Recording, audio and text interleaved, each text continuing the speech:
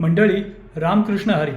ह्यापूर्वी जेव्हा जेव्हा मी पंढरपुरात विठ्ठल रखुमाईचं दर्शन घ्यायला आलो तेव्हा तेव्हा विठ्ठल रखुमाई मंदिराच्या कळसाचं दर्शन घेऊन मी घरी परतलेलो आहे, किंवा चरणस्पर्शाच्या रांगेमध्ये 5-6 तास उभं राहून रखुमाईचं दर्शन घेऊन घरी परतलेलो आहे. पण पंढरपूरची नगरप्रदक्षिणा कधी केलीच नाही. पण आज पंढरपूरची नगरप्रदक्षिणा करण्याचा योग जुळून आला. ह्या प्रदक्षिणा मार्गावरती मंदिरं व संतांचे अनेक मठ लागतात. तर ह्या मार्गावरून चालत असताना मनामध्ये सतत जप चालू असतो. त्यामुळे ही प्रदक्षिणा म्हणजे श्रद्धेचा, भक्तीचा व आनंदाचा एक सुख सोहळाच असतो.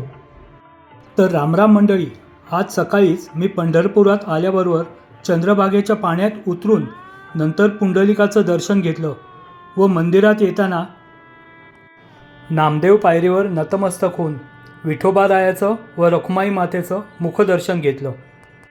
नंतर चरणदर्शनाच्या रांगेत 2 तास उभं राहून विठोबा रखुमाईला चरण स्पर्श करण्याचा आनंद घेतला.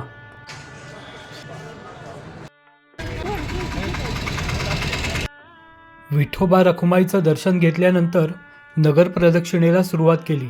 सर्वप्रथम भगवान श्रीकृष्णाचं मंदिर लागलं. आषाढी आणि कार्तिकी एकादशीला लाखोच्या संख्येने वारकरी पंढरपुरामध्ये येतात. त्या सर्वांनाच विठोबाचं दर्शन होतंच असं नाही, पण मंदिरातील श्रीकृष्णाची मूर्ती विठोबाच्या रूपात सर्व भाविकांना दर्शन देते. आषाढी व कार्तिकीच्या वारी दरम्यान बरेच वारकरी ह्या श्रीकृष्ण मंदिराच्या बाहेर उभे राहून विठ्ठलाच्या कळसाचे दर्शन घेतात व आपापल्या घरी परततात. श्रीकृष्ण मंदिराच्या पुढे गुंडा महाराजांचा मठ लागतो. ह्या गुंडा महाराजांनी पंढरपुरात अनेक धार्मिक प्रवचने दिली, चक्री भजन परंपरा पुढे नेली व रझाकारांच्या काळात अनेक हिंदूंना आश्रय देऊन त्यांचे प्राण वाचवले. गुंडा महाराजांच्या समाधीचं दर्शन घेऊन पुढे निवृत्तीनाथ महाराजांचं मंदिर लागलं. ह्या मंदिराच्या बाहेरील कमानीने माझं लक्ष वेधून घेतलं. मंदिरातील खांब व संपूर्ण मंदिर लाकडी आहे. निवृत्ती महाराज हे संत ज्ञानेश्वरांचे मोठे बंधू व ते ज्ञानेश्वरांचे गुरुसुद्धा. संत निवृत्तीनाथ महाराजांनी नाथ संप्रदाय व विठ्ठल भक्ती परंपरेतील भक्तीचा संदेश व्यापक पसरवला. आषाढी कार्तिकी वारीच्या काळात संत निवृत्तीनाथ महाराजांची दिंडी त्र्यंबकेश्वरहून पंढरपूरला निघते व पंढरपुरात त्या दिंडीचे आगमन या मंदिरामध्ये होते.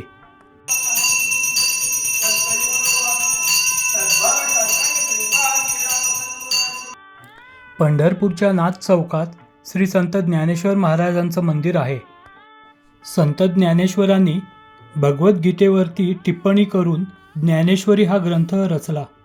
त्यामुळे सर्वांना भगवत धर्म समजून घेणे सोपे झाले. वारकरी संप्रदायात संत ज्ञानेश्वरांचा खूप मोठा प्रभाव वारकऱ्यांवरती असतो. ज्ञानेश्वर महाराजांची समाधी आळंदीत असली तरी पंढरपूर व आजूबाजूच्या पंचक्रोशीतील भाविकांना या मंदिरात माऊलींचं दर्शन घडत असतं. माऊलींचे दर्शन घेऊन पुढे सिटी चौक रोडवरती संत एकनाथ महाराजांचं मंदिर लागलं. संत एकनाथ महाराजांनी एकनाथी भागवत ग्रंथ लिहिला. त्यामुळे भाविकांना भगवत धर्म सोप्या शब्दात समजण्यास मदत झाली. इथून पुढे नंद यशोदा मंदिरामध्ये गेलो. तिथे नंद, यशोदा व गोपाळकृष्णाचं दर्शन घेतलं. या मंदिरातच गरुडाचे व कवी वाल्मिकींच्या मूर्तींचंही दर्शन घेतलं. मी त्या मंदिरामध्ये गेलो तेव्हा तेथील गुरुजींनी मला आरती करण्यासाठी थांबवून घेतलं. मंदिरातील आरती झाल्यावर मी पुढे मुक्ताई मंदिरामध्ये गेलो.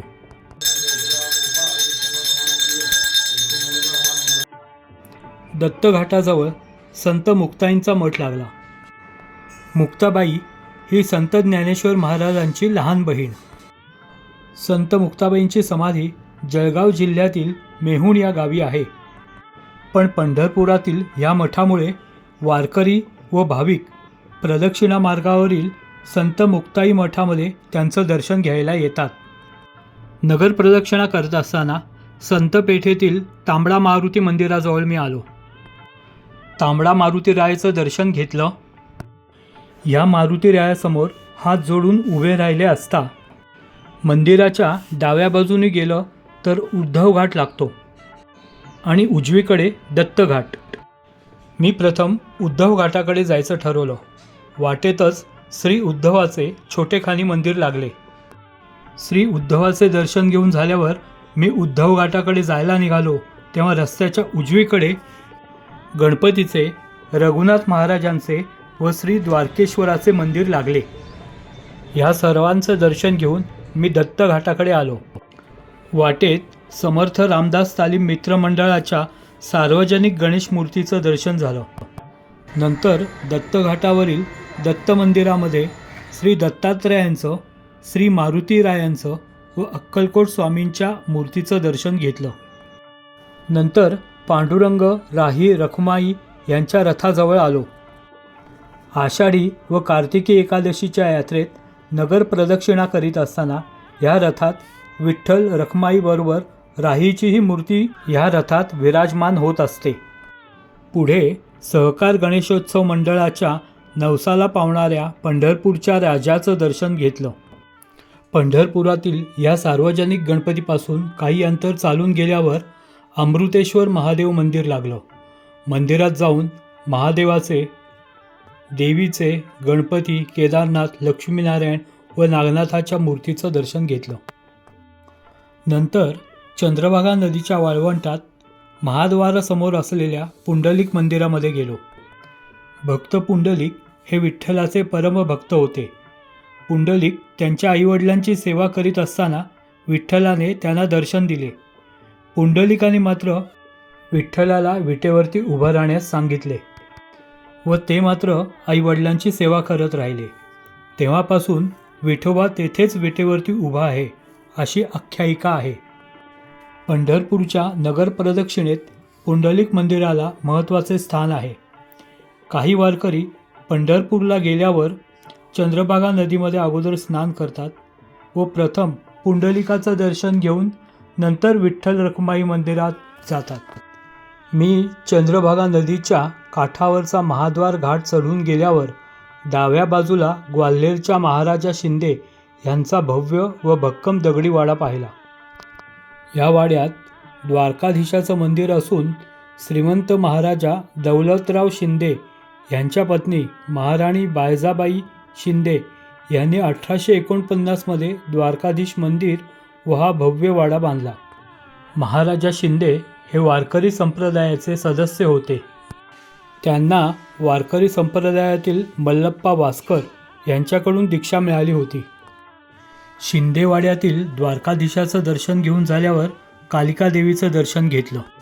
तिथून एकमुखी विप्रदत्ताच्या मंदिरात जाऊन एकमुखी दत्ताचं दर्शन घेतलं. नंतर रोहिदास चौकातून तुकाराम महाराजांच्या मंदिरामध्ये गेलो. तुकोबारायांचं दर्शन घेऊन काही अंतर चालून गेल्यावर बंकट स्वामींचा मठ लागला. पुढे बेलीच्या महादेवाचं दर्शन घेतलं. पंढरपूरच्या नगर प्रदक्षिणेत बेलीच्या महादेव मंदिराला महत्त्वाचे स्थान आहे. त्यानंतर पंढरपूरच्या नगर प्रदक्षिणेतील काळा मारुतीचे दर्शन घेतलं. मग विठ्ठल रखुमाई मंदिराजवळील श्रीकृष्ण मंदिरातील सिद्धिविनायकाचं दर्शन घेतलं. नामदेव पायरीपाशी आलो. पुन्हा विठ्ठल रखुमाई मंदिराच्या कळसाचं दर्शन घेतलं व माझी पंढरपूर नगर प्रदक्षिणा पूर्ण केली. तर जेव्हा तुम्ही पंढरपूरला याल तेव्हा या चित्रफितीतील सर्व मठांना व मंदिरांना तुम्ही भेट द्याल. पंढरपूरची ही नगर प्रदक्षिणा म्हणजे विठ्ठल व रखुमाईकडे जाण्याचा भक्तिमार्ग आहे. पंढरपूरच्या नगर प्रदक्षिणेवरती बनवलेली चित्रफीत तुम्ही संपूर्ण बघा. लाईक करा, शेअर करा, सबस्क्राईब करा.